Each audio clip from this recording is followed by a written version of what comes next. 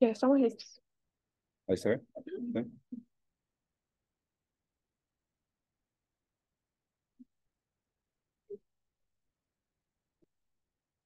Buenos días.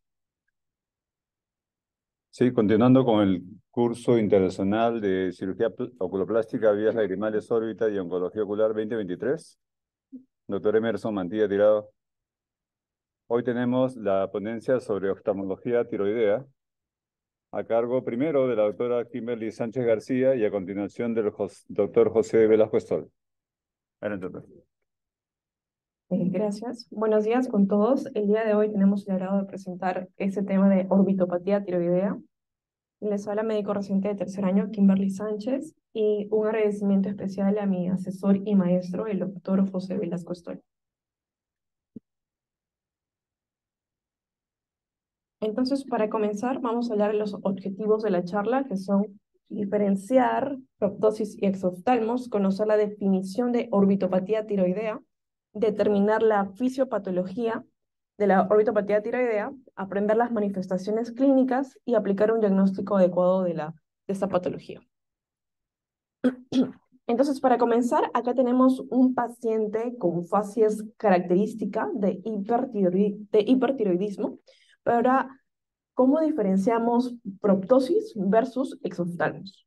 Proptosis viene a ser el desplazamiento anterior de uno o ambos globos oculares dentro de una órbita ósea, o que se exceda de mayor de 21 milímetros la distancia desde la línea intercigomática al vértex corneal.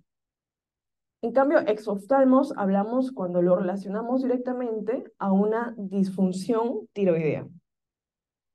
Tenemos diferentes sinónimos, como por ejemplo oftalmopatía de Graves, orbitopatía asociada a tiroides, oftalmopatía distiroidea, oftalmopatía endocrina, exoftalmos tirotóxico, orbitopatía asociada a tiroides.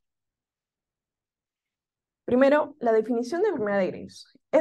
Acá tenemos el eje hipotálamo hipófisis tiroides, donde esta enfermedad de Graves viene a ser una afección autoinmune que va a atacar los receptores del TSH y nos va a llevar a una sobreproducción excesiva de las hormonas tiroideas, el T4 y el T3. Y la definición de orbitopatía tiroidea viene a ser un desorden inflamatorio autoinmune que va a afectar tanto el tejido conectivo graso como los músculos extraoculares. La etiología hasta ahora es desconocida. Sin embargo, tenemos, en la epidemiología que hablar acerca de la incidencia acerca de mujeres, que son 16 casos en 100.000 mujeres, y tiene dos picos de incidencia, de 40 a 44 y 60 a 64. En el caso de varones, son 3 casos en 100.000 hombres, y con un pico de 45 a 49 y de 65 a 69. En el caso de Perú, tenemos 2.600 casos de mujeres al año y 500 hombres al año. Fumar va a incrementar 7 veces más el riesgo de presentar la orbitopatía tiroidea y lo vuelve más severo. Y también esta patología está asociada a enfermedades sistémicas como diabetes, vitíligo, artritis reumatoide y miastenia gravis. Entre los factores de riesgo tenemos la duración del hipertiroidismo, los antecedentes familiares como el HLA-DR3, B8, BBW45, que haya tenido una terapia con yodo radioactivo, los fumadores. Las mujeres tienen mayor riesgo. En el caso de ser hombres, pues es más severo la enfermedad. Los factores de mal pronóstico son edad mayor de 45 años, enfermedad tiroidea descompensada, hombres, raza negra y antecedente del yodo radioactivo. Ya para tener en consideración algunos puntos claves es que 1, la retracción palpebral es el hallazgo más común. 2, es la causa más común de proptosis, tanto uni como bilateral. 3, puede ser marcadamente asimétrico. Y como cuarto punto tenemos de que no necesariamente está asociado a un hipertiroidismo. El 95% de casos sí está asociado a hipertiroidismo, pero también podemos encontrarlo en casos de hipotiroidismo en un 3 a 4% e incluso en eutiroideos de 1 a 2%. Y la severidad no se correlaciona con los niveles séricos de T3 o T4. Tenemos que De los pacientes que tienen enfermedad de Graves, el 50% va a ser una oftalmopatía tiroidea, el 80% va a presentar alteraciones de los tejidos blandos retroorbitarios en la tomografía, pero solo del 25 al 50% va a ser aparentemente clínico. Y el momento de la aparición puede ser un 20% antes del hipertiroidismo, 20 a 40% concurrente con el hipertiroidismo, o incluso el 20% después del hipertiroidismo. Y tenemos un periodo de latencia generalmente de 18 meses. Ahora vamos a pasar a la patogénesis. Acá tenemos nuestras células de la tiroides, nuestro tirocito, y tenemos acá la presencia de anticuerpos. Nuestro autoantígeno principal va a ser el receptor del TSH, y esta célula presentadora de antígeno lo va a fagocitar a este péptido y lo va a presentar a las células T mediante la expresión de los complejos mayores de descompatibilidad tipo 2, y luego esto va a permitir que se pueda unir a la célula B, siendo importante aquí el CD20. Asimismo, se va a empezar a producir los anticuerpos porque van a ser activados a plasmocitos, y gracias a la interleuquina 2 y al interferón gamma se van a liberar estos anticuerpos contra la TSH. Entonces acá es importante ese target porque este CD20 va a actuar el rituximab.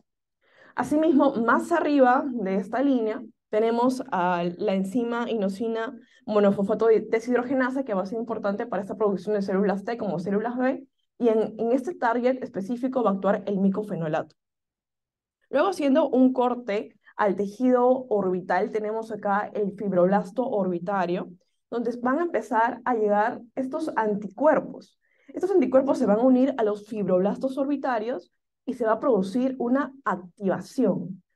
Y gracias a esto se van a empezar a acumular las citoquinas y se van a empezar a liberar estas citoquinas.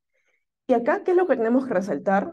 Son estas tres citoquinas: la interleuquina 6, el TNF y el factor transformante beta. Esto nos va a llevar la atracción de los linfocitos T. Tenemos que a nivel de la interleuquina 6 es un target que va a actuar el tocilizumab, a nivel de TNF va a actuar el infliximab, a nivel del factor transformante beta va a actuar el infliximab, adalimumab y el etanercept. Acá tenemos nuestro fibroblasto orbitario que ya está junto con los linfocitos T. Va a haber una liberación de interleuquina 8 y acá también va a haber un receptor importante que es el factor de crecimiento tipo insulina, tipo 1. Y acá va a actuar otro target importante que es el trepotumumab. Luego se va a activar toda una cascada del adenelato ciclasa y va a haber una gran producción de glucosaminoglucanos. Entonces va a haber una gran proliferación de estos fibroblastos. ¿Y qué nos va a llevar clínicamente? Pues a un incremento de los músculos extraoculares. Asimismo, se va a activar otra vía, que es la vía de la fosfolipasa, y se va a producir la adipogénesis, y nos va a llevar a un incremento de este tejido graso. Acá podemos ver un corte histopatológico donde vemos acá un gran incremento tanto de la grasa como de los músculos extraculares y un gran infiltrado leucocitario. Acá tenemos el linfocitos T, marcadores CD3 y linfocitos B, CD20. Y todo el listado de interleuquinas que participan en esta patogénesis. Como vemos, tiene una gran actividad proinflamatoria, pero los fármacos tratan de evitar llegar a este punto. Con respecto al diagnóstico, tenemos que, uno, el paciente debe tener una disfunción tiroidea, que puede tener tanto enfermedad de Graves, tiroiditis de Hashimoto, anticuerpos tiroideos también presentes. Dos, que tenga signos oculares típicos. Entonces, acá tenemos un paciente donde, ¿qué podemos observar? La proptosis, el desplazamiento anterior de estos globos oculares en los dos ojos a predominio del ojo izquierdo. Asimismo, vemos el edema palpebral o el eritema también en la piel. Nos fijamos también que existe quemosis a nivel de la carúncula, que incluso está sobresaliendo de la línea de los párpados. Existe una retracción palpebral porque, recordemos, anatómicamente debería caer el párpado inferior a nivel del limbo, y acá tenemos una retracción palpebral inferior. Asimismo, nos fijamos, el paciente tiene una mirada desviada, el paciente está en XT, donde podemos observar que también tiene un estrabismo restrictivo. Y el paciente puede tener una complicación muy severa como una neuropatía óptica compresiva y la queratopatía por exposición. Y como tercer punto para el diagnóstico tenemos la evidencia radiográfica, donde más adelante vamos a hablar acerca de las escalas. Acá es importante hablar sobre las fases clínicas, que estas fases clínicas lo vamos a hablar junto con la curva de Rangley, que tenemos acá el eje de los signos y síntomas y el eje del tiempo. Entonces tenemos acá que primero el paciente va a empezar con una clínica muy florida, que vamos a hablar de una fase activa. Y esto se va a dar de 0,5 a 1,5 años, y luego va el paciente a presentar una decaída de estos síntomas que hablamos que estamos frente a una fase quiescente. En el caso que el paciente lo maneje, pues no va a llegar a un punto tan elevado de signos y síntomas. Entonces, cuando está en toda la fase activa, el paciente va a ser como una casa incendiándose. Entonces, nosotros tenemos que actuar como unos bomberos, dándole tratamiento médico, y una vez que ya apagamos el fuego, pues ya podemos, en una fase inactiva, realizar la reconstrucción quirúrgica. Entonces, acá tenemos las fases clínicas, que es la activa y la inactiva, y se va a correlacionar con la histopatología. Si es la fase clínica activa, tenemos que se altera la superficie, el paciente va a presentar dolor, enrojecimiento, edema, retracción, proptosis, va a haber limitación de los movimientos, y se va a relacionar con la histopatología porque va a tener una fase aguda con gran infiltrado inflamatorio difuso, con glucosaminglucanos, con edema tisular, y en una fase inactiva va a predominar la proptosis, también la limitación de los movimientos, pero en la histopatología vamos a encontrar que el paciente ya presenta fibrosis tisular y si está en fases muy avanzadas puede presentar incluso hasta atrofia y degeneración. Entonces, con respecto a las manifestaciones clínicas, tenemos que ordenarnos y tener en consideración el examen de tanto de los párpados, de la glándula lagrimal, de la córnea, de la conjuntiva, de los músculos extraculares, del nervio óptico. Entonces, vamos a iniciar con el párpado. Acá podemos observar un paciente con una retracción palpebral y vamos a hablar de los signos. Uno es el signo de Kocher, que vamos a hablar que tiene el paciente una mirada fija con aspecto de terror. El signo de Darlimpe, que es una retracción palpebral primaria en la mirada primaria. El signo de von Graeff habla sobre que existe un descenso retardado e incompleto del párpado superior en la mirada inferior. Acá nos fijamos en esta imagen, cuando al paciente le pedimos que mire hacia abajo y vemos que el párpado izquierdo no está descendiendo de la misma manera que el párpado derecho. Acá, también para tener en consideración los porcentajes, que puede ser bilateral de un 85 o 95%, unilateral del 5 al 15%, y puede haber también signos de actividad como hiperemia conjuntival, la presencia de quemosis, que tenemos que cuantificarlo, si es que está saliendo no de la línea de los párpados. Puede haber también la hiperemia y el edema palpebral, como podemos observar cómo se ve marcadamente la hiperemia a nivel de la piel del párpado. Asimismo, el paciente puede presentar la oftalmos porque por la proptosis puede que no cierre completamente, y esto nos va a llevar a una queratitis por exposición, manifestando el paciente con epífora y con alteraciones de la superficie ocular. Asimismo, puede presentar una visión borrosa. Acá tenemos imágenes cortesía del doctor Velasco Astuel, donde vemos un paciente con oftalmopatía tiroidea y vemos una gran queratopatía por exposición que incluso le ha llevado a una ulceración corneal, como podemos ver a detalle en estas imágenes. Ahora, con respecto al exoftalmos, tenemos que el exoftalmos puede ser axial, puede ser bilateral de un 85 a 90% y puede ser marcadamente asimétrico. Tenemos que dirigirlo sí, de forma vertical y también de forma horizontal y de forma vertical.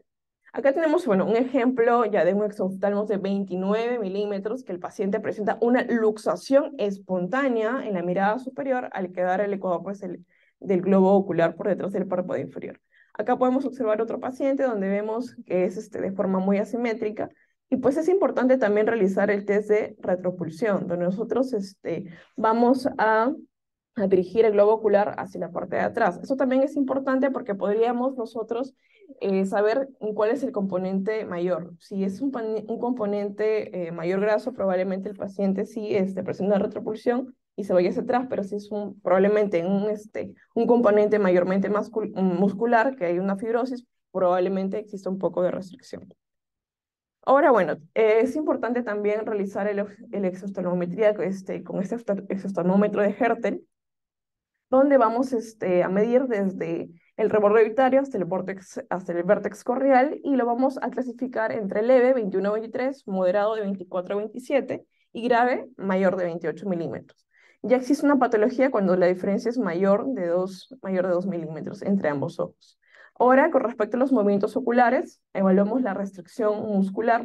Acá podemos observar que el paciente, en este caso, está dirigiendo la mirada hacia un ET y puede incluso tener una posición compensatoria de la cabeza. También es importante evaluar eso.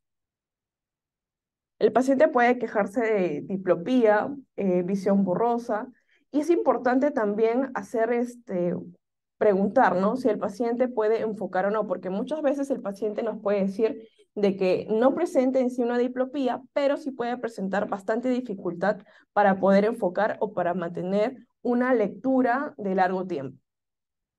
Asimismo, se puede quejar de dolor ocular y pues el signo de Mobius, que el paciente tiene dificultad, no puede realizar la convergencia de ambos ojos. Acá para nosotros ver que, bueno, en este estudio vieron que lo primero se afecta mucho más el recto inferior, luego el recto medial y luego el recto superior. El recto inferior en un 80%, el recto medio un 75%, el recto superior en 50% y pues es más raro los oblicuos. Luego, nosotros, pasando a la parte del nervio óptico, puede presentar el paciente una neuropatía óptica compresiva. Y es importante, pues, desde que viene el paciente, tomar una buena huesa visual, tener en consideración el DEPAR antes de mandarlo a dilatar, eh, fijarnos en el nervio óptico, el edema de papila, generalmente es cuando hay una proptosis de mayor de 21 milímetros. En las fotografías del paciente anterior también, además de la queratopatía por sección marcada, tenía una neuropatía óptica, donde podemos ver los bordes del nervio óptico borrados. Entonces, el diagnóstico tenemos que hacerlo desde una agudeza visual, evaluar las pupilas, los movimientos oculares para ver si hay diplopía o no, la presión intraocular, que es el test de Braille, lo voy a explicar más adelante, la posición de los párpados, la proptosis con el exoftalmómetro de Hertel, el test de retropulsión, evaluar con la biomicroscopía toda la superficie ocular con la fluoresceína, el fondo de ojo con dilatación para observar el nervio óptico y podemos pedir los exámenes de laboratorio, tanto de hormonas tiroideas, los anticuerpos, como el examen de imágenes. Pero acá recordar que pues es sobre todo el diagnóstico de una forma clínica. Acá para hablar sobre el test de Braille, que fue gracias a el doctor Braille, que fue en 1954, que hablamos que al paciente con orbitopatía tiroidea no solamente le vamos a tomar la presión intraocular en una posición primaria de la mirada, sino tenemos que pedirle al paciente que mire hacia arriba, en una mirada en supraducción. ¿Y cuando hablamos que es positivo? Cuando la presión intraocular va a incrementar mayor o igual de 4 milímetros. Lo normal es que no supere los 2 milímetros. E incluso en casos de fibrosis muscular, puede incluso superar los 10 a 15 milímetros de mercurio. Acá ahora, para tener en consideración los diagnósticos por imagen, los parámetros que tenemos que valorar en las técnicas de imagen son: 1, el valor del exoftalmos; 2, el valor del grosor muscular, el valor del aumento de la grasa y el comportamiento de la señal endomuscular. Pues acá tenemos que tener en consideración los dos grandes tipos de orbitopatía tiroidea. El tipo 1, que es el predominio graso, y el tipo 2, a predominio de músculo. El predominio graso, podemos ver acá que existe, bueno, un alto grado de proptosis, puede existir mínima restricción, es mayor en jóvenes y hay bajo chance de diplopía. En cambio, en el tipo 2, donde existe un predominio muscular, la proptosis puede ser variable. Generalmente se asocia a una enfermedad congestiva y fibrótica, es mayor en adultos y tiene un alto chance de diplopía. Entonces, acá tenemos hallazgos en la tomografía. Esta es una tomografía con un corte coronal donde podemos observar un engrosamiento muscular tanto del recto inferior como del recto medial, que incluso acá se puede ver como si se unieran los músculos. En este corte axial podemos observar un moldeamiento de la pared hemoidal a lo que llamamos el signo de la Coca-Cola. Y esta es otra imagen con un corte coronal donde vemos zonas hipodensas dentro del tejido muscular que viene a corresponder a la grasa. Ahora, tenemos diferentes escalas para el diagnóstico de imágenes en tomografía, como bueno, el prolapso de la grasa orbitaria, el borramiento de la grasa perineal, que es la escala de Nugent, el método de Barrett, la disminución del ángulo de la pared orbitaria, la evaluación y geometría del volumen orbitario, el aumento del tamaño del recto medial, la ausencia de hipodensidades de los músculos rectos, pero solamente nos vamos a fijar hoy día en dos escalas. Uno que es el método de Barrett, que es justamente el índice muscular, que vamos a tomar primero el índice vertical, que va a ser, acá vemos los diámetros verticales, tanto del recto superior como el recto inferior, y esta sumatoria lo vamos a dividir con la altura de la órbita ósea. Y el índice horizontal, vamos a tomar los diámetros horizontales del recto nasal, el recto medial y el recto lateral, y lo vamos a dividir con el diámetro horizontal de la órbita. Y el índice muscular final va a ser mayor de estos dos valores. Luego la escala de Nguyen nos habla que cuál es el borramiento de la grasa que va a rodear el nervio óptico debido al engrosamiento de los músculos extraoculares, que se divide desde el grado 0 al grado 3. Acá, si tenemos que no hay un borramiento de la grasa perineural, es un grado 0. Si hay un borramiento de la grasa de un 25%, es un grado 1. Si es un borramiento de la grasa de un 25-50%, es un grado 2. Tener en consideración también medir los vientres de cada músculo. Acá podemos observar claramente que esta es una musculatura patológica que está engrosado. Y también valorar la grasa retroorbitaria, que va a ser patológico si es mayor de 3 milímetros. Ahora, para nosotros evaluar tanto la actividad como la gravedad, tenemos diferentes escalas como NOSPEC, VISAS, el CAS, el EUGOGO. Tanto el VISA como el EUGOGO nos va a dar información acerca del grado de inflamación y el puntaje de severidad. Acá tenemos el NOSPEX, que nos va a hablar que tiene signos de retracción palpebral, compromiso de partes blandas, el exoftalmos, el compromiso muscular, el compromiso corneal y la pérdida visual por la neuropatía óptica. Tenemos dos puntajes inflamatorios, el score de VISA y el score de CAS, donde va a ser máximo de 10 puntos y vamos a evaluar todo lo que hemos evaluado en el paciente, desde el edema de carúncula, la quemosis de la conjuntiva, si está detrás de la línea gris o delante, el eritema de la conjuntiva, el eritema del párpado, edema palpebral, si existe dolor tanto al reposo como al movimiento, y la diferencia con la escala de CAS es que vamos a tener un examen inicial y un examen subsiguiente. Acá para poder ejemplificar tenemos, por ejemplo, ¿no? Acá el paciente no tiene ningún signo. Acá podemos observar que a nivel de la carúncula existe edema y también enrojecimiento, y acá tenemos que evaluar esta quemosis, si es que no está sobrepasando esta línea gris o si es que ya sobrepasó la línea gris. Acá tenemos otra imagen donde vemos la proyección, la hiperemia, y acá también observamos a nivel de la piel el enrojecimiento palpebral y el enrojecimiento conjuntival. Todo eso es importante cuantificar y al final nos va a dar si el paciente pues tiene una enfermedad activa o no. Y para evaluar la gravedad, bueno, Eugogo lo dividió en tres, en leve, moderada y severa, que nos va a hablar acerca de los milímetros de la retracción palpebral. Si es leve, va a ser menor de 2 milímetros. En cambio, la moderada ya excede los mayor o igual a 2 milímetros. El exoftalmos menor de 3 milímetros. Y en moderado severo, exoftalmos mayor o igual a 3 milímetros. En leve, si hay exposición corneal, pero con buen control tópico, diplopía intermitente. En cambio, en la moderada ya hablamos que hay una afectación grave de la superficie y con una diplopía constante. Pero en el caso de que sea muy severa, esto va a amenazar la visión y estamos frente a una neuropatía óptica compresiva y una perforación corneal. Y acá no tenemos que esperar, tenemos que actuar de forma rápida. Entonces, acá ya para culminar esta primera parte, acá tenemos 4 fotografías.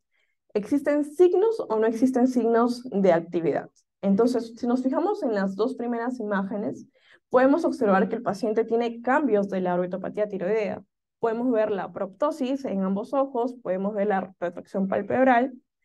En cambio, en las imágenes inferiores podemos ver que el paciente tiene hiperemia conjuntival, hay quemosis y hay eritema de párpados. Entonces podemos hablar que en las fotografías inferiores estamos frente a pacientes que está la enfermedad en fase activa. Gracias.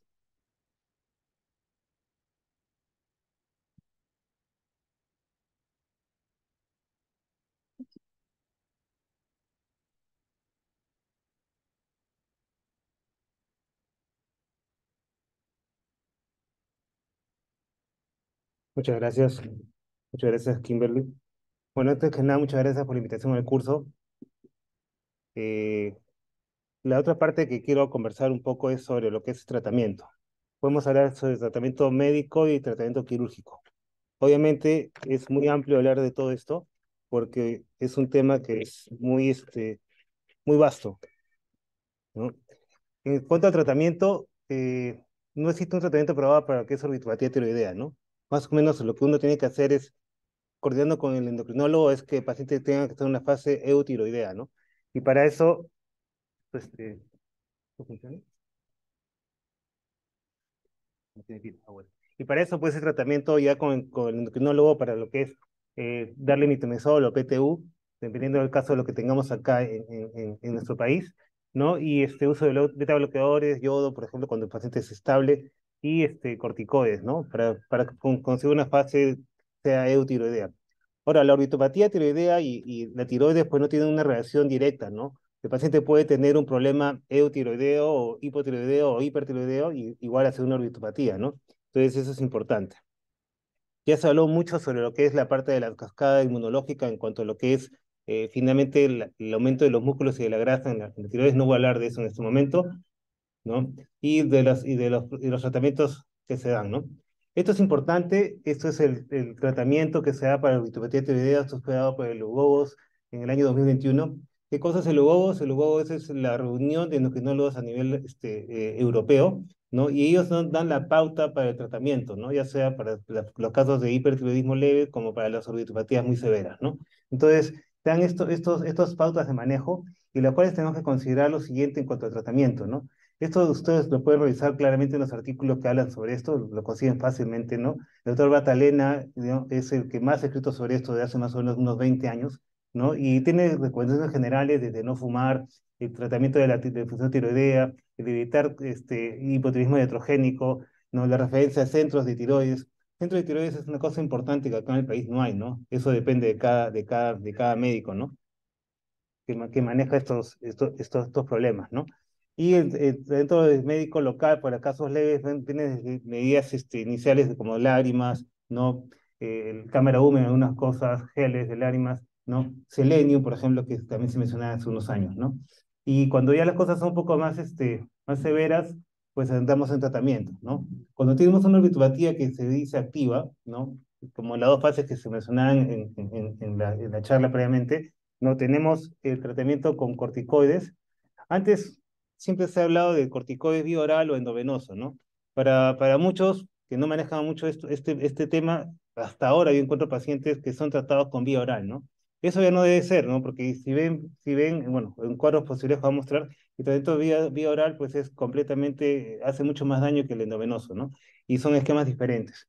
Hay que acordarse de esto de acá, que es la metilprednisolona, ¿no? Esto se da en dosis de 0,5 miligramos, perdón, gramos endovenosos semanales por 6 semanas, se asocia a micofenolato, ¿no? Y todo esto es un esquema, ¿no? Pero céntrese en eso, ¿no? Usar corticoides endovenosos y asociarlo a micofenolato. Micofenolato sí hay acá en el Perú, por si acaso, hay dos presentaciones, la que tenemos acá es la sódica, que va en 1 gramo más o menos, y es la que más empleo, ¿no? Yo empleo esto micofenolato de hace más o menos ya casi 2 años, ¿no? Con la pandemia comencé a usarlo y verdad que tiene muy buenos resultados. Otra cosa más es en casos severos, pues hablamos de corticoides endovenosos de diferentes esquemas, que esto lo va a tratar también, o uso de drogas también, que son estos de acá, que bueno, no se ve, que son estos que son los agentes biológicos, ¿no? Que tengo que tener mi consideración respecto a eso, ¿no? ¿Qué más? Estos son los agentes biológicos y otras drogas de tercera generación, de segunda generación, ¿no? Y cuando hay este problema obviamente, neuropatía óptica, pues si tenemos este problema, o das tratamiento con corticoides inicialmente, o vas a hacer una cirugía, ¿no? En este caso, cirugía descompresiva, ¿no? Estos son los esquemas más o menos que se dan, ¿no? Esto ya cambia, no son semanales, acá son en días alternos, y hay todo un tema respecto a la dosis que se da, pues, ¿no? Antiguamente, yo me acuerdo que cuando empecé a hacer esto, daba dosis de hasta de casi pasaba los 7 gramos al día, no pasaba hasta 9 gramos, ¿no? Pero ya no, la dosis se ha fijado a menos de 7 gramos o menos de 8 gramos, ¿no? Para evitar justamente problemas hepáticos, ¿no?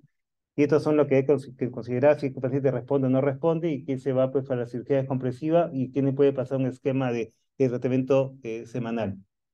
Entonces, bien claro ese tema, ¿no? En cuanto a lo que es tratamiento oftalmológico, había mencionado unas cosas, en líneas generales, el uso de selenio, el uso de antiinflamatorios, ya sea corticoides, terapia oral digo que no radioterapia, citostáticos, en este caso acetropina, que es lo que más usaba, y micofenolato, que ha venido a reemplazarla realmente, y terapia biológica, que es lo que actualmente está más en boga, ¿no? El selenio, pues un selenio lo que ha demostrado que es un micronutriente que ha ayudado a la mejoría significativa en cuanto a lo que es calidad de vida, reducción del compromiso ocular y hay una progresión lenta, ¿no? Aunque últimamente los últimos estudios dicen que el selenio no sirve, ¿no? Pero eso hay que considerarlo, pues, dependiendo de cada paciente, ¿no? Entonces, si usamos o no usamos va a depender de lo que tengamos a mano también.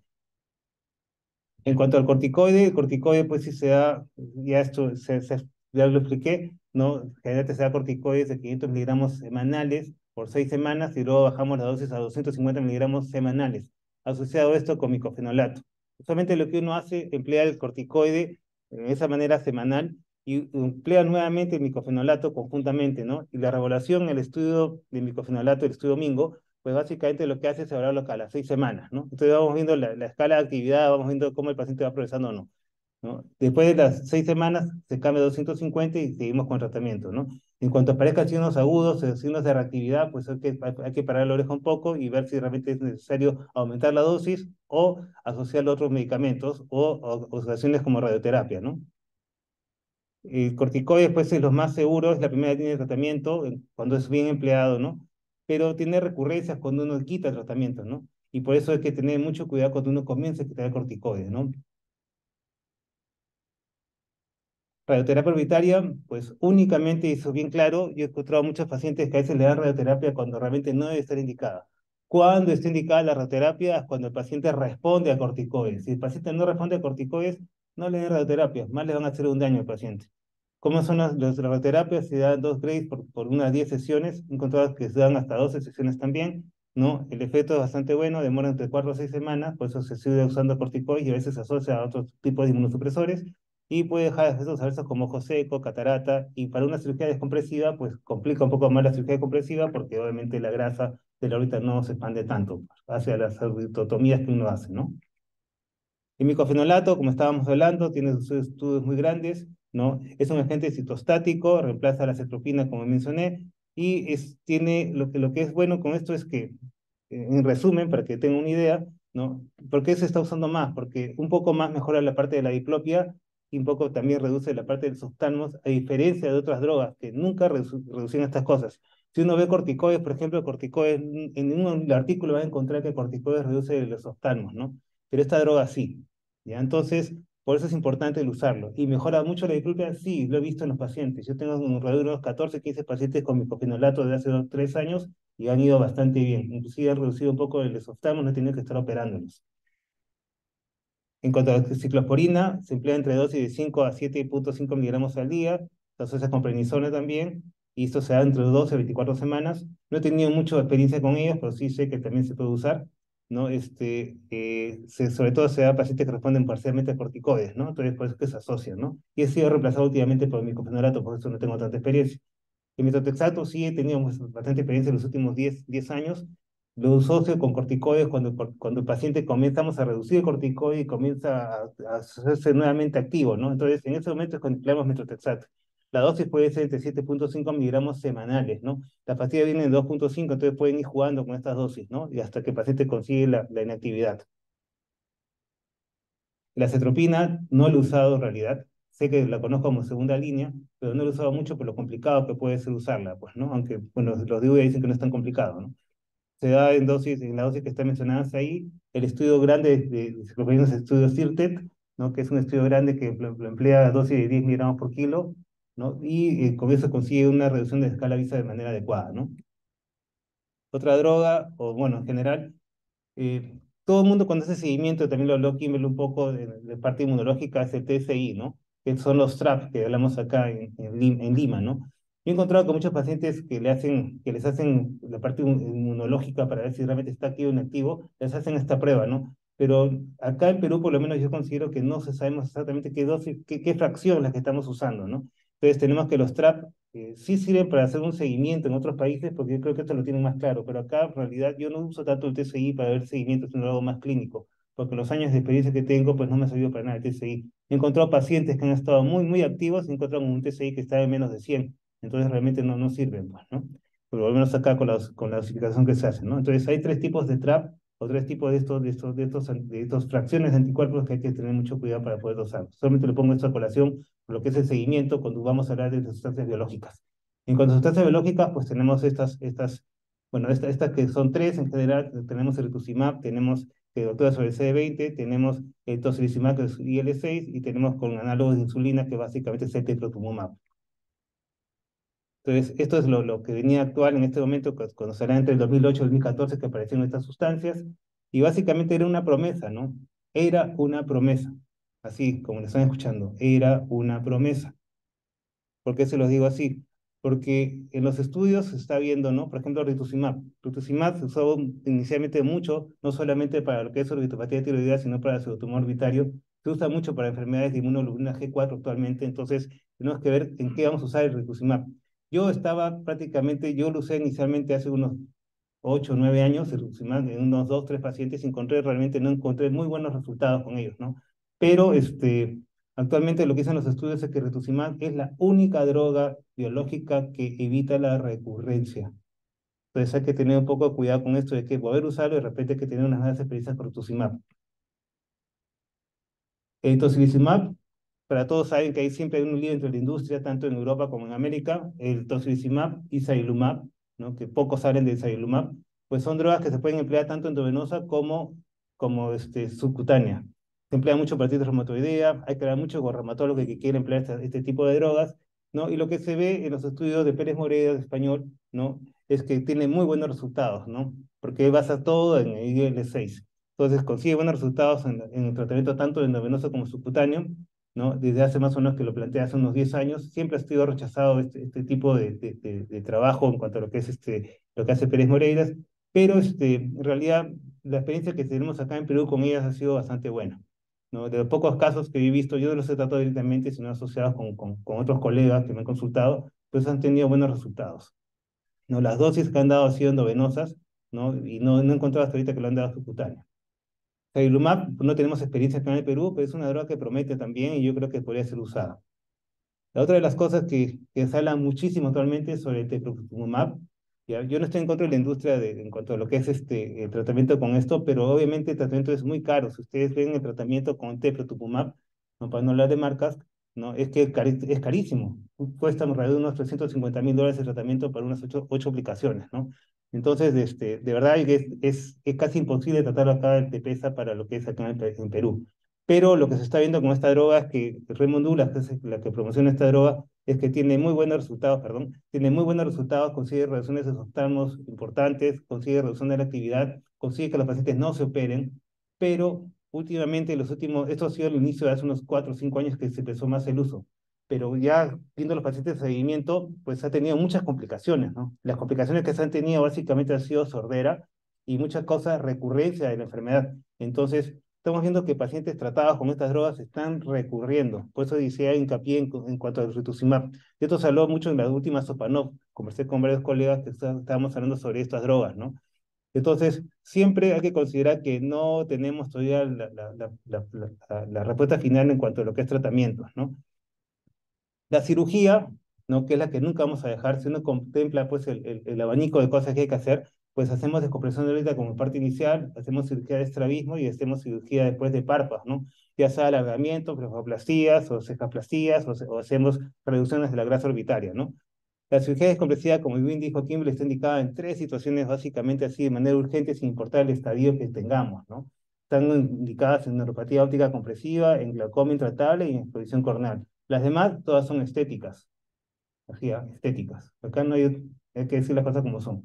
Si son las 3 indicaciones, son de inicio duro, o sea, inicio de cirugía, ¿no?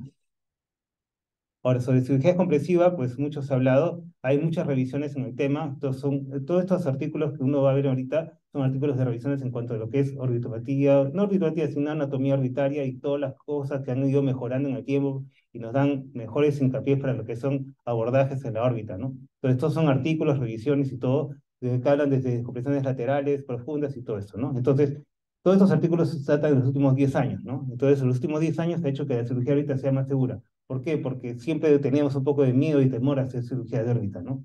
Para lo que sea tanto orbitopatía como para cirugías a nivel de lo que son tumores intraorbitarios, ¿no?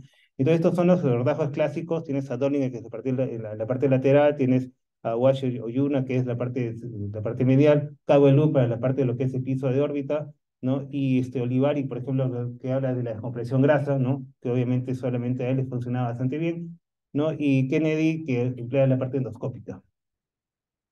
Entonces, las descompresiones, estos son una serie de artículos, vamos a pasar rápidamente, pero actualmente lo que está en boga es la cirugía balanceada de órbita, ¿no?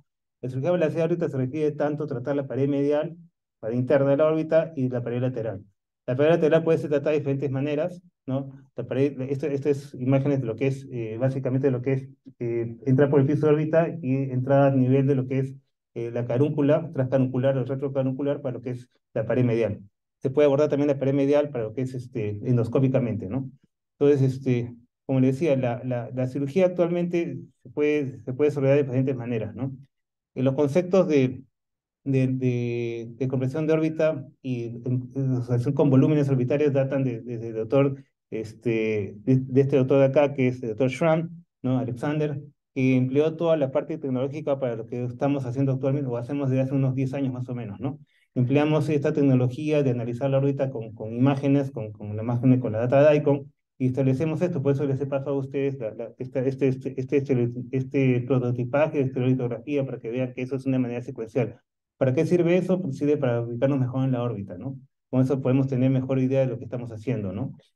¿Por qué? Porque todas las órbitas son diferentes y estas imágenes que tenemos, y esto lo vean directamente, así como vean estas imágenes, sirven para determinar más o menos cómo centrarnos en la órbita, ¿no? Estas son varias imágenes que estoy dando sobre lo que es cirugía descompresiva, ¿no? Por ejemplo, hay en la cirugía de órbita en la pared lateral, hace un momento le estaba comentando, hay diferentes modos de abordarlo.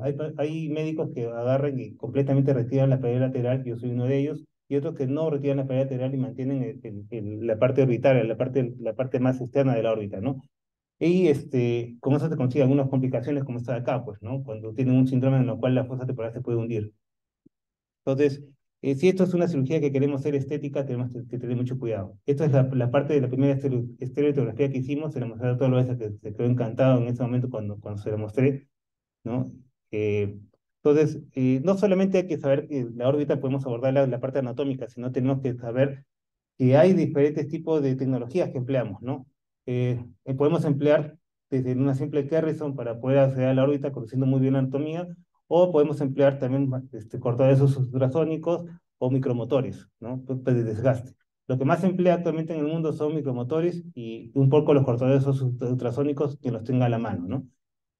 Entonces, estas tecnologías estuvieron en boga desde hace más o menos unos 10 años. Yo empleo un tipo de de acá, yo empleo un tipo cortador óseo, que es un piso eléctrico, que se usa para másculo facial, y de verdad que bastante buenos resultados hemos tenido con ellos. ¿Por qué? Porque hacer un corte en frío, hacer un corte preciso de 0,5 milímetros de grosor, entonces con eso podemos planificar y tener cortes muy directos con lo que planificamos con la cirugía.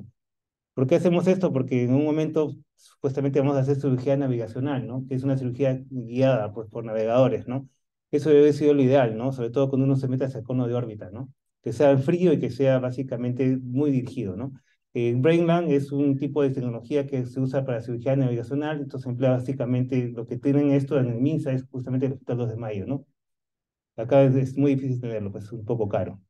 En cuanto a lo que son, estos son algunas imágenes de cómo se pueden obtener los cortes con cirugía con piso eléctrico, que son cortes muy precisos, ¿no? Porque vean. Y esto de acá, para presentarles este caso, de este paciente que operamos acá en el hospital, se puede acordar mucho del doctor Mantilla, del doctor Pedro Muro, fue un paciente que se operó hace 10 años, es un paciente que era de Seguro Social y obviamente hicimos toda la tecnología para poder operarlo, ¿no? Hicimos la planificación, con tomografías y resonancias, vimos cómo estaba comprometido este músculo, vimos que el paciente está en un estadio obviamente activo, aún así lo operamos porque estaba haciendo riesgos de compresión. Si uno ve todos los criterios que mencionó Kimberly, pues obviamente era para entrar a la sala ya, que sí o sí. Esto es la altostometría y los índices musculares que tenía el paciente. Tenía índices musculares que estaban acá, se veía, con eso veo mejor. 6.9 y 6.43 en cuanto a lo que son índices musculares y lo que es indirectamente la compresión del nervio óptico. Vimos que la exotometría estaba en 31. Estas son imágenes de las tomografías, cuando ya se comenzó a hacer la parte de lo que es la planificación y hacer bueno, el prototipaje que por ahí tienen a la mano ustedes, que es de ese paciente que operamos, ¿no? Y con esto hicimos toda la parte de cómo íbamos a hacer la planificación para reducir este ojo. Este ojo estaba luxado prácticamente, ¿no? Y esa es una de las primeras complicaciones que vemos con los pacientes con retinopatía muy severa, ¿no? Entonces, esta es la imagen que tienen ustedes ahí en sus manos actualmente, y empleamos este cortador ultrasónico que es el Misonix, ¿no? Nosotros usamos el Metron, y esta es parte de la cirugía, ¿no? Eh, que no quiere, que no quiere.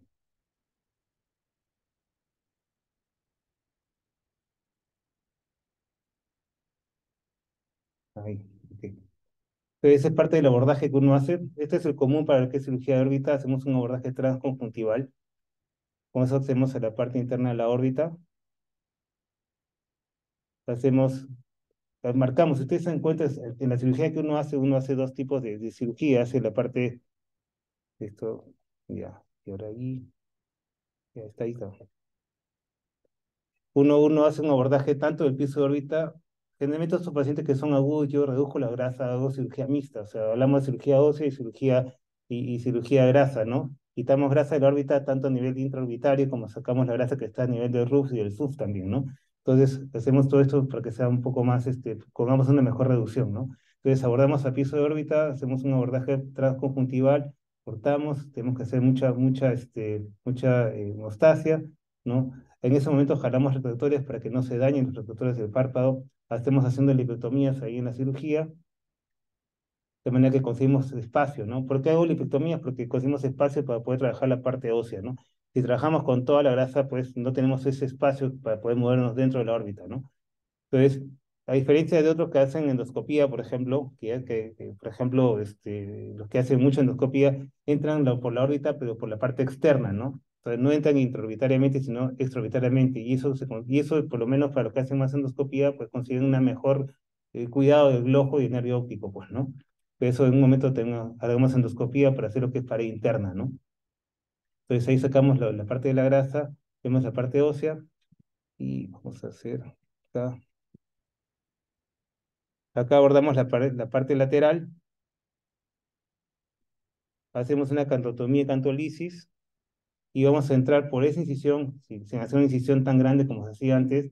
Por la cantotomía y cantolisis podemos llegar tranquilamente hasta la parte más superior del maxilar, casi con el frontal. Entonces, podemos hacer muy buen abordaje, quitamos todo esto, comenzamos a ver las tensiones en la órbita para ponernos mejor, vamos quitando grasa que tengamos ahí a la mano y siempre irrigando, pues, ¿no? Y tratando de ser muy cuidadoso con los tejidos orbitarios, ¿no?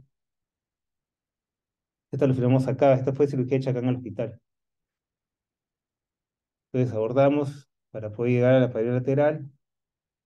Voy a pasar un poco más rápido. A lo mejor que vean así, pues, vean la cirugía. Hay que tener mucho cuidado, quitamos el periósteo y lo levantamos, ¿no? No hay que cortarlo, lo levantamos porque después hay que reponer todo ese periósteo y vamos liberando todo esta zona. Cuando uno trabaja sobre la órbita inflamada, pues los tejidos están inflamados y están pegados, ¿no? No es tan fácil retirarlos, pues, ¿no? Es una cirugía que toma un poco de tiempo, ¿no? ¿Cuánto tiempo toma una cirugía de órbita? Por lo menos unas 3 horas a veces, ¿no? No es tan sencillo. Entonces vamos quitando todo lo que está adosado, pues vamos tratando de retirar y vamos cortando el periósteo y vamos retirando el periósteo, ¿no? Con mucho cuidado, ¿no? Esta es la primera vez que lo presento, ¿no? Por eso tenía que guardarse, como 10 años tenía que guardar estos videos, ¿no? Y seguimos, acá usamos ¿cómo empleamos? Como no tenemos BrainLab, no tenemos nada de estas cosas, nos guiamos directamente con las valvas que los hacemos milimetradas para poder ubicarnos a qué distancia estamos en la órbita, ¿no? Entonces sacamos lo que vamos a retirar de la pared en este caso y nos metemos hacia atrás, ¿no? Hasta donde podemos llegar de manera segura, pues, ¿no? Por eso que hicimos estos modelos. Estos modelos están obtenidos de las imágenes DICOM de las tomografías, ¿no? Y en este paciente hicimos este abordaje, bueno, empleamos para que vean cómo se ve lo que son cortadores óseos, muy diferente de usar micromotores o usar Mercedes Cell, pues, ¿no? Entonces, con estos cortadores óseos ultrasónicos solamente cortan hueso, no cortan tejido blando, pues, ¿no? Entonces, seguimos como abordamos hacia la pared lateral, vamos a quitar todo ese segmento, yo quito todo el segmento, ya eso lo venimos haciendo así desde hace 10 años sin ningún problema estético, no hemos tenido problemas a nivel de lo estético. Lo que sí es importante es que para medir esa otometría sí un poco más difícil medir cuánto es lo que podemos reducir, porque ahora tenemos el margen orbitario, pues no lo preservamos, ¿no?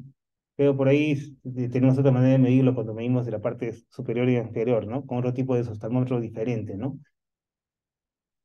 Entonces, igual, cómo se retira hueso.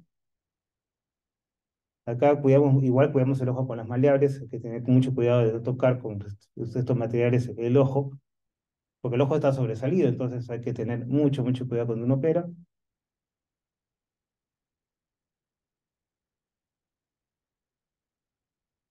Y abordamos también lo que es la pared medial. Entonces hacemos el abordaje de la orbitotomía medial, ¿no?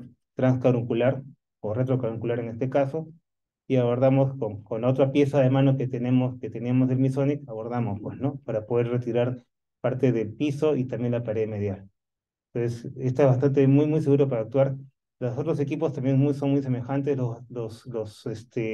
uso de micromotores también trabaja muy igual, pero hay que tener cuidado que no atrape tejido, pues, ¿no? Porque obviamente estos giran a alta velocidad, ¿no? Entonces, podemos atrapar y podemos lesionar más.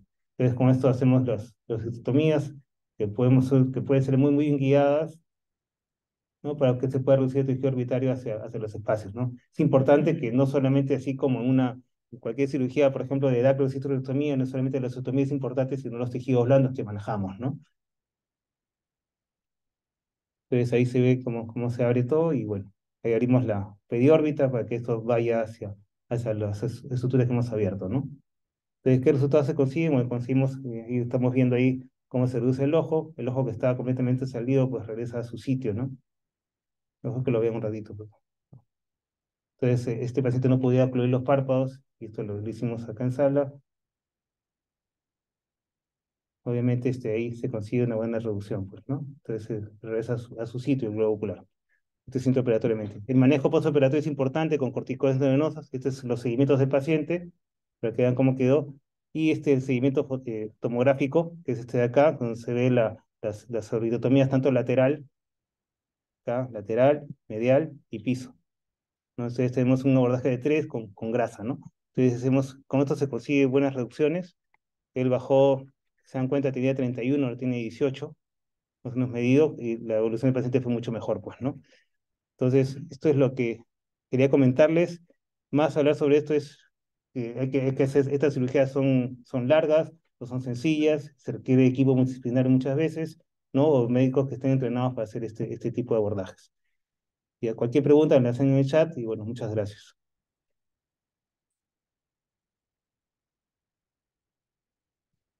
Y lo demás no lo paso mucho bien.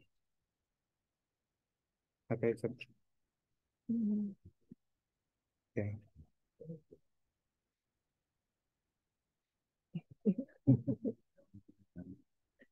Es un conocimiento.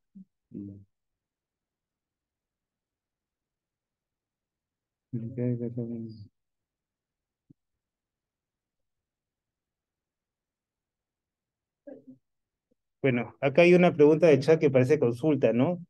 Habla sobre una paciente de 27 años con tratamiento de hipertiroidismo que ha desarrollado orbitopatía tiroidea, ¿no? O sea, un exoftalmos, ¿no? Le realizamos una esoftalmometría en el ojo derecho de 26 milímetros y en el ojo izquierdo de 22. Está con esta medida desde 6 meses, ¿no? Estamos hablando de un paciente que está todavía en una fase activa, entonces, ¿no? La fase activa demora más o menos hasta 1 año y medio. Entonces, ¿qué se puede hacer para acelerar el retorno de la grasa periorbitaria del ojo derecho? Está en tratamiento de protección de superficie corneal, gel, etcétera, ¿no? Si el paciente está con tratamiento con corticoides, que imagino que debe estar, o sea, si está en fase, hay que ver en qué fase, no solamente ver el esoftalmo, sino hay que ver si realmente está en estado inflamatorio, ¿no? Si está en estado inflamatorio, o sea, está activo, aparentemente por el tiempo que me dicen en la enfermedad, pues hay que arrancar el tratamiento con corticoides siempre y cuando tenga una escala inflamatoria mayor de 4. El VISA justamente y el CAS nos sirven para eso, ¿no? Porque si usted le da un tratamiento con corticoides a un paciente con una escala VISA menor de 4, no le va a hacer nada, ¿ok? Entonces puede ser un paciente que haya desarrollado una fase fibrótica inicialmente, ¿no? Que haya estimulado los músculos y la grasa y no está activo. Hay 6 fenotipos diferentes en cuanto a lo que es orbitopatía de tiroidea, además de lo que es la tipo 1 y tipo 2, ¿no? Que es de grasa y aumento de grasa y aumento de músculo, ¿no? Y esos casos de estos pacientes comentan todo y no hay una inflamación y corticoide no va a responder, pues es necesario una cirugía descompresiva quizás, ¿no? Entonces, habría que hablar al paciente, ver su escala de inflamación para ver si realmente requiere corticoides. Si está inflamado, pues el tratamiento es corticoides inicialmente. Pero acuérdense que el corticoide no le va a bajar el exoftalmos, sino va a evitar que sea más pronunciado el exoftalmos, ¿no? Entonces, este paciente posiblemente tenga que ir a una cirugía porque si que no está afectada el nervio, ni la córnea, ni está haciendo glaucoma, pues lo que más le molesta es la parte estética, ¿no? ¿Qué más? El paciente que operó, obviamente, ¿qué tratamiento médico tuvo? Ese paciente que operamos, ese que estamos mostrando que era de Seguro Social, era un paciente que era fumador crónico. Ese paciente demoró tanto en operarse, ¿por qué? Porque yo le decía, te opero cuando dejes de fumar. Entonces el paciente vino acá a la consulta unos 6 meses antes, ¿no? Estuvo con tratamiento con de tiroides, sí, estuvo con tratamiento con tiroides de parte del Seguro Social, pero un paciente que era simplemente muy difícil. Inclusive después de la cirugía, bueno, el tratamiento que recibe es tratamiento para esteroides, no, perdón, para tiroides, ¿no? Por eso endocrinólogo. Él consiguió estar estable para la cirugía, pero después de la cirugía comenzó a fumar nuevamente. Entonces, a él lo sorprendente es que el ojo del lado derecho, lo operamos el izquierdo, el ojo del derecho, hizo un esoftalmos nuevamente, hizo un problema inflamatorio y se trató con corticoides, ¿no? Y bajó completamente y no tuvo necesidad de operarse, ¿no? De ahí lo perdimos porque es un paciente bien, bien complicado, ¿no? ¿Qué más? ¿No hay más? Ok. Listo. Entonces, ya sin más, ¿no? ¿Preguntas acá del público? ¿Hay alguna pregunta o no? ¿No? Ya. Bueno, muchas gracias por la invitación y bueno, el tema de orbitopatía tiroidea es un tema que es apasionante, ¿no? Y de verdad que los que se dedican a hacer esto no todos tienen la respuesta final, ¿no? Y esto es algo que sigue avanzando, ¿no? Muchas gracias.